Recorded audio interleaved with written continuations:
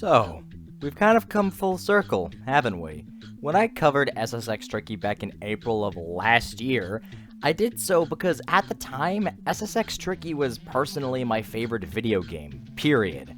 But in doing so, I realized that I had completely neglected talking about the other games in the SSX series. Growing up, I only played Tricky, so after all that time, curiosity got the better of me, and I finally decided to crack open SSX Free for the first time as I was in the middle of working on my SSX Tricky review.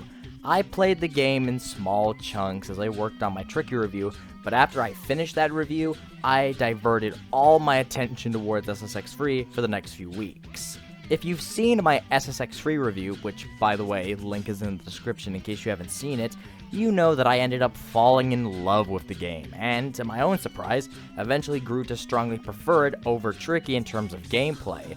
But as I relished knowing I now had a new favorite video game, I realized something even more surprising. I never played the original SSX. I'm sorry, what the fuck? Something tells me I should have avoided saying that out loud. SSX was the first game to be produced by EA Sports Big, and was released as the launch title for the PlayStation 2 when it was initially launched in October of 2000. The game was received very well, and is still hailed as one of the best launch titles for a game console to this very day. For the first entry in a long since forgotten snowboarding series, and the first game released by an entirely new development team, SSX is a video game success story unlike any you'd hear of nowadays. Then, of course, capitalizing on the success of the game, EA Sports Big released SSX Tricky, which acted as a remake of sorts for the original game. 2 years after the release of Tricky, they then followed it up by releasing SSX Free, which acted as a true sequel to the original SSX. A few years following the release of Free, EA took SSX in a new direction and released SSX on Tour, which divided the fanbase as the game received polarizing reviews following its release, which was mainly due to the shift in tone and the fact there were now skis in the game. That was then followed up by SSX Blur, which is a cheap cash grab for the Wii and showed that EA's interest in the SSX series was finally starting to dwindle. Finally, in 2012, EA released the cleverly titled SSX. God, I hate it when games do that. The game sold decently, but once again divided fans, similarly to what happened with SSX on Tour. As a result, EA has since stopped making SSX games, and nobody seems to want to talk about the series anymore. Except me. Knowing what the future had in store for the SSX series, it's sad to see that the series crashed and burned the way it did, which is why I'm going to finish off this trilogy of reviews and talk about the game that started it all, the original SSX.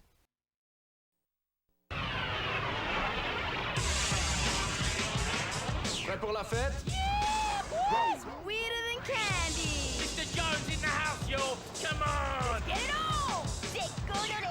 Number one, baby!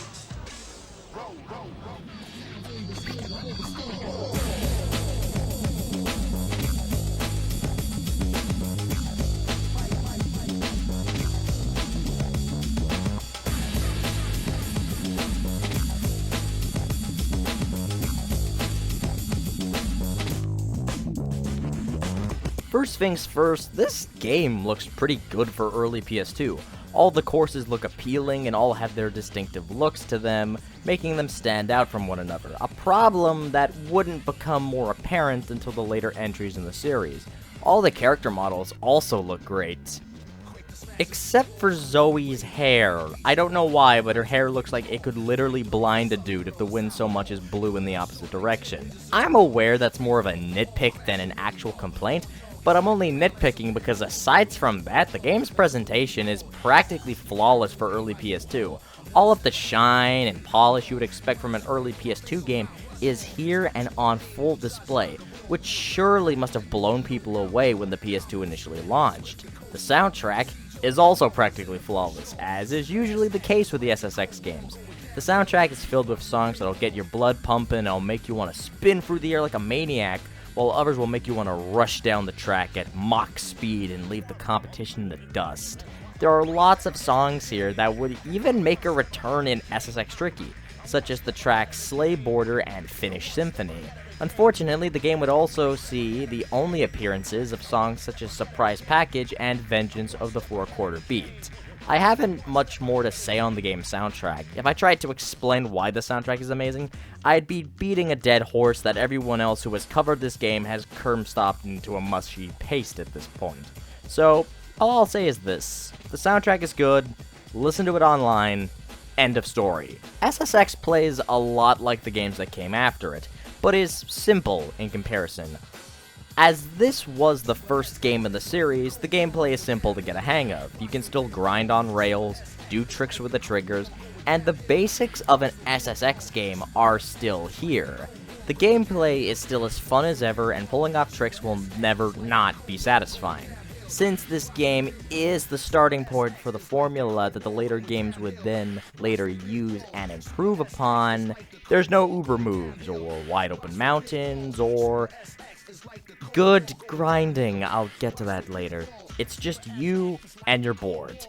It's just that this game, in comparison, suffers from something I'd like to call early entry syndrome. When you make a game that will go on to be part of a trilogy, that means that the games will follow and try to expand and improve on what was done previously, while shaking off what simply didn't work. Unfortunately, the original SSX suffers hard in this case. Some things in this game are way more janky than in Tricky and Free, like for example, grinding in this game. It's a goddamn mess. Half the time, my character will hit the rail with their face before they can even hope to hop onto it, but even when they do hop on, they can't stay on the goddamn thing. Sometimes they'll even land on the rail and just bounce off immediately, as if there was a goddamn spring loaded in there. The jank doesn't end there, unfortunately. Sometimes your character can just defy the laws of gravity and do things they clearly aren't supposed to do. Or in some cases, the game just does its own thing and brings me along for the ride. As a result, racing can be a bit frustrating at times, and it can really become a pain in the World Circuit mode. These issues would mostly be ironed out by the time SSX Free rolled around, but still, hopping from SSX Free to 1 is still really jarring. One thing that really caught me off guard initially were the controls. By default, you're using the standard control layout, which makes you unable to turn while preparing for a jump, which is really stupid in retrospect. So you're telling me that you think it's a good idea that when I'm readying up for a jump, I can't adjust myself unless I purposely make my guy jump so I can readjust? As a result, I had to go digging through the options menu until I found the Pro Control option, which was so much better. I can't be the only one who thought this was so strange, right? Why would you make the default control layout one that is just so much worse than your other options? This game, of course, has the same World Circuit mode that Tricky had, and basically works the exact same as it did in that game. You have 3 different heats, that being your quarterfinals, semifinal, and finals. You have to place in the top 3 in order to progress to the following round.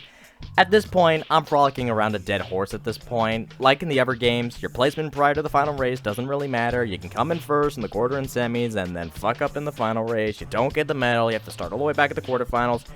It's exactly what I've said before, no need to waste time talking about it again. It also came to my attention that, oh yeah, you can't restart a race. There's no restart option. Why? So if you're doing one of these races, you have to race the same course 3 times because, remember, you have to qualify twice.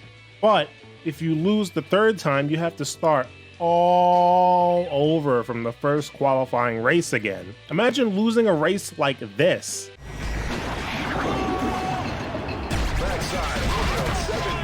See you, chump. No! If you immediately mess up, your instincts would tell you to restart the mission, but you can't. So here are your options. 1, quit, which sends you to the main menu. 2, stand around like a crackhead outside of 7-Eleven until time runs out. Or 3, finish the run with a most likely shit score. What kind of 1990s ass bullshit is this? Why did they do this? They obviously knew this was a problem, as you can restart at any time in the other games. So Why can't you restart here? You can restart in the normal races, why not the World Circuit ones? One thing I do actually like about the World Circuit mode when compared to Tricky is how it actually spices things up near the end of the circuit. If you complete all the race events, you'll notice the final races on Aloha Ice Jam, which is primarily a track for racing and racing only, which is a point I drove home in my review of SSX Tricky, which, by the way, link for that video is also in the description if you want to go check it out. However, if you try to complete all the show-off events, you'll notice that Pipe Dream replaces Aloha Ice Jam as the final track. I actually think this is a cool idea, as it gives Pipe Dream a reason to exist outside of being a freeride track.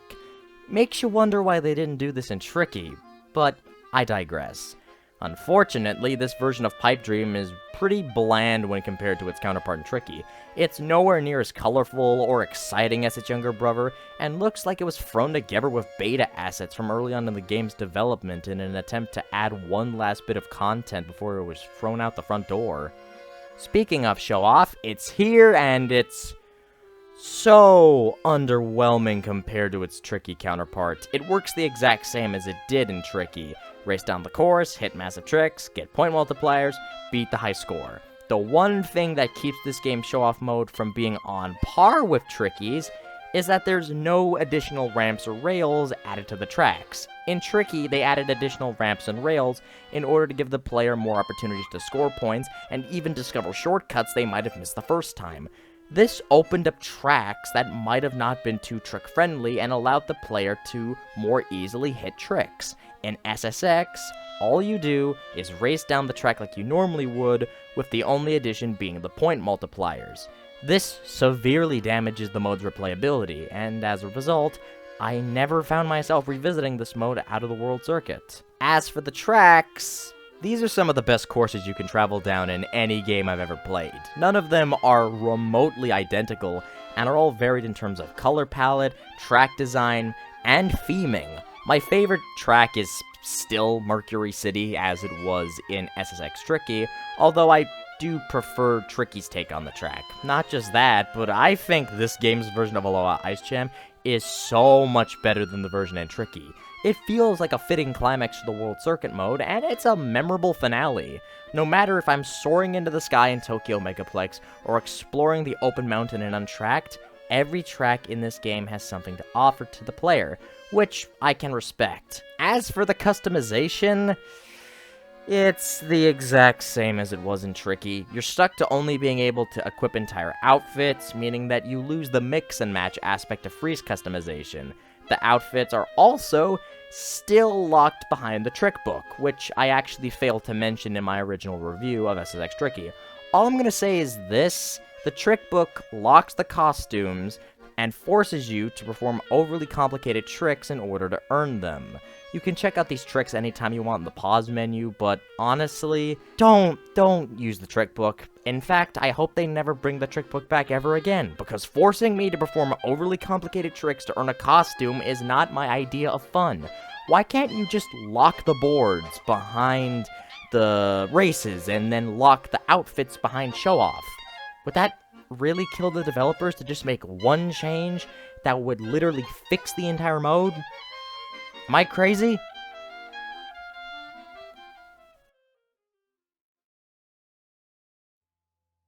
At the end of the day, the original SSX is still a fun game, and it was, in my opinion, a worthy enough game to be released as a PS2 launch title.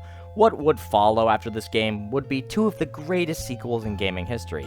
Two sequels so great they would completely outshine the original game and almost make people completely forget about it, which would then be followed by 3 more sequels that got a less than stellar reaction. And who knows, maybe I'll check out those games someday.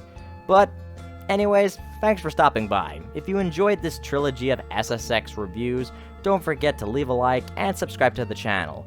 But if you haven't seen my other SSX reviews, this is just a quick little reminder that those 2 reviews will be linked down in the description, and you can go ahead and watch them and be up to date with all 3 of the games. Now, if I had to give a final ranking of, in my opinion, my favorite SSX games from worst to best, I honestly think it would be the order in which the first 3 games came out. SSX provided a really good foundation for the series. Great gameplay, great track design, and a fun trick system. They went ahead and evolved that with Tricky, but in a more baby step kind of sense. They got rid of a lot of the bugs that the original game had, they refined a lot of the tracks, added a few new ones, updated the characters, added a few new characters, and they called it a day. Now SSX Free, this is where they went balls to the wall. This is where they took every single thing they had learned with SSX 1 and Tricky and took it to a whole new level. This is the true sequel to SSX Tricky, and I strongly recommend that you check out SSX Free over the first two games. But if I'm being honest here as an SSX fan, I'd say go play all 3 of the first games. Hell, go play On Tour if you want, because in my opinion, that's just more of SSX Free, but with skis. Who knows? I might even review SSX On Tour someday. Who the hell knows at this point? Anyways, thank you all so much for watching this video, and I'll talk to y'all later.